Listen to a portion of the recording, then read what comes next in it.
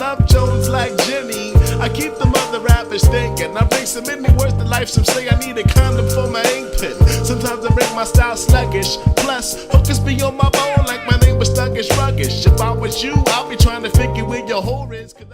What's up, world? We at the Live to Be Legendary podcast. It's your boy, First a Legend. I got my co-host, Sko. Today we have another legend. This guy's been a pioneer of the city, been around for years. He's an artist, now he's a chef, and he's an entrepreneur. He's showing and proving big time in the city. We honored to have him here today. Good up, y'all, for Jakk Frost, Mr. Jack of all trades. My boy. Glad to have you. Thanks. Good to be here. Good to be here. Good to be here. Yes. Good to be here. So just one time for the one time. First, where you from in the city? What you representing? I'm from West Philly. Born and raised in West Philly. Same zip code as Will Smith. Loud and clear. I like that. Now, so first of all, Mr. Jakk Frost. Who was you before you got that name? That's a fire name, but who were you before that? So I was Big Tab before I was Jakk Frost, right? Tab. So all right, then. Before I was a rapper Jakk Frost, I was a rapper Big Tab. So I'm gonna try to keep it short because I know we limited. So I was down with LG the Teacher, the Hilltop Hustlers, right? LG was my manager, which is the father of Karan Goodman, Taji Goodman, the uncle of Tariq Dawson, the youngsters, right? Right before LG was managing me, I was an independent artist on my own. I was getting a lot of burn on my own, you know what I mean? And LG saw what I was doing. I was pressing my own records up. Me and my homie Big Tom was pressing up my own vinyls, cassettes, and all that. You're talking about 1993, right? When you had to have a black and white promo pic for the record stores and all of that, you know what I'm saying? So I was moving. I was on Power 99 before, and Kev is my man, so I'm not saying this no type of way. Before Kev was on 99, or when he was like, when him and Rand was on 99 kind of back and forth, I had already had records playing on 99 through like Golden Boy, and that's kind of before y'all. Like that's when he was like the 6 o'clock dude, Golden Boy. And I was doing my thing, like independently. LG noticed it. LG was like, yo, I'm gonna sign you up. My grandmom at the time, I think I was like 19 or 20. My grandmom at the time, she gave me the money for a lawyer. I signed with Hilltop Hustlers Management and Production, and he was shopping my records. I was working with a producer named MG. MG put me on a remix to one of the youngsters' records called Hip Hop Ride, and that was my first global, like, international look everywhere. Like when so Boyz II Men had a record called End of the Road. So on Hot 97, this is when Funkmaster Flex first got the Hot 97. Hip Hop Ride remix with me on it. It beat End of the Road on the countdown for a few weeks straight. That's how crazy it was. And my voice was a little different then. So a lot of people thought I was Heavy D. Like so that's why it was hard for me to get a record deal, because people thought that was Heavy D on the remix. And even when I met LL Cool J, he was like, yo, I would have never known that was you. You know what I'm saying? So from Big Tab, I switched over to Jakk Frost because it was at a time where everybody was reinventing themselves in Philly. So y'all don't know this, but Freeway used to be Basil. Then he switched his name to Bossa Nova. His group was Ice City. PD Crack was Pedro Tequila. Indy 500 was Indy 5. I mean, it was Ty Segall before Beanie Siegel, right? So I'm working with all of them. Cracking them was kids, and I was working with them. Like, cracking them was teenagers. Me and Freeway been friends since he was a teenager. So when Free changed his name, we did a record together, me, Crack, Indy, and Free. And I said, chubby nigga with ice, Frosty the Dough Man. And Free was like, yo, you should change your name to Frosty the Dough Man. Like how I just changed the Freeway. So I was like, nah, that's too much of a title. I said, but you know what? Jakk Frost. Yeah, I like that right there. So I took my Big Tab was Tabb. So I said, I'm gonna spell it Jakk. You know what I'm saying? And for real, this was before PD Crack was PD Crack with 2 Ks. He was Pedro Tequila. He'll tell you, Crack is, you know what I'm saying? He'll tell you, yeah. So then, from there, I just kept grinding. LG reached out to me again. He said, yo, my son Karan worked for Trackmasters. You know, Trackmasters was killing niggas back then, you know what I'm saying? Karan put me on the phone with an A&R at Sony Music at Columbia Records. Lenny Nicholson was my A&R. And basically I got signed off for spitting over the phone. Yeah. You know what I'm saying? I was making a lot of noise though. Before the DVD era, my man Big Star had us doing VHS. So Big Star, before y'all, so just so y'all know. Raw. Yeah, too raw for the streets. I started, me and my team, me, Tanner the Beast and all of us, we was the guys on that.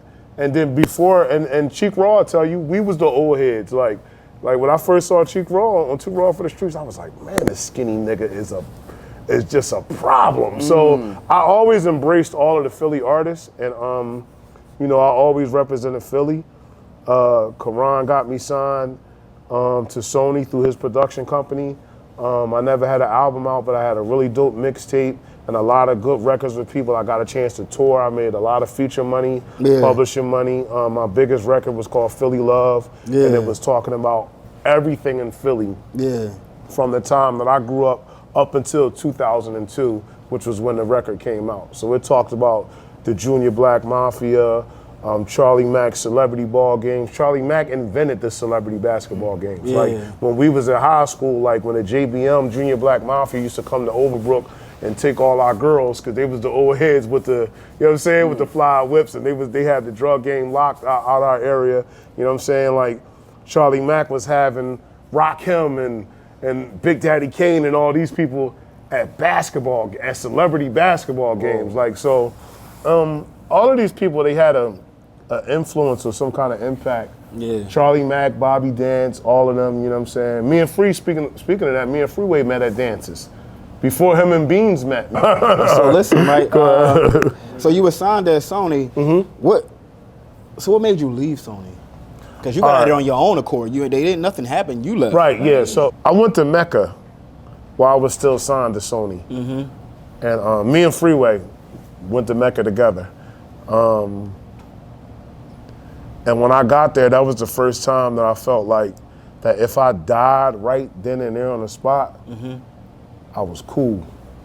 So I was already Muslim, you know what I mean? Me and Free was already Muslim, but it was just like something different, man. Like like when I first signed my record deal, the word haram means it's like not permissible.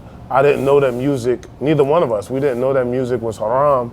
So, but we was already making money. She was, my daughter that's here, had just been born, and I was, you know what I'm saying, I was broke. I was trying not to sell dope. I was trying not to go back to doing anything that I had to do to make ends meet before the deal. And that included hacking and all kinds of stuff, selling pills, selling syrup before niggas was rapping about it, you know what I'm saying? Like, so my thing was, when I got to that point in life, I couldn't see myself coming back to the United States and being a rapper again. So I called Sony and I told them I wanted them to drop me. Oh, wow. So the crazy part about it is they held me up for 2 years because me and Free are so tight, they thought that I was trying to hold out and go over to Rockefeller through Freeway. Because of our relationship, you know what I'm saying? And it wasn't that. So they held me for 2 years. And they couldn't believe, they ain't sent my what's called execution papers, which means like the execution of contracts to get rid of it. I had to sign. Yo, they waited like, I ain't gonna say 2 years, like 18 months, like a month and a half. Cause they thought I was trying to go get another record deal somewhere else, you know what I mean? And then, you know, I was just kind of living a regular life, you know, for a minute. Like it gave me a chance to get closer to my Lord, you know what I'm saying? Get closer to my kids, you know what I mean? And then sometimes, man, that stuff just be in you. You know, like music, I loved music before I loved any woman. That's the first thing I ever loved after my mom and my grandmom. So, you know, I took some time off and then eventually I got back into it. And when I got back into it, I was in the streets heavy, so I was financing all of my own stuff from the streets. Like I ain't had no big niggas backing me. Anything you saw with me and Don Cannon ain't cheap. You know what I'm saying? Like, like, you know what I mean? I was cashing John Cannon out, cashing, you know what I'm saying, running back and forth to Atlanta and thousands and thousands and thousands of mixtapes in the street. I didn't care if they sold or not, because you know what my point was? What's that? If the radio wasn't playing me, and I always was like this, y'all artists need to know this.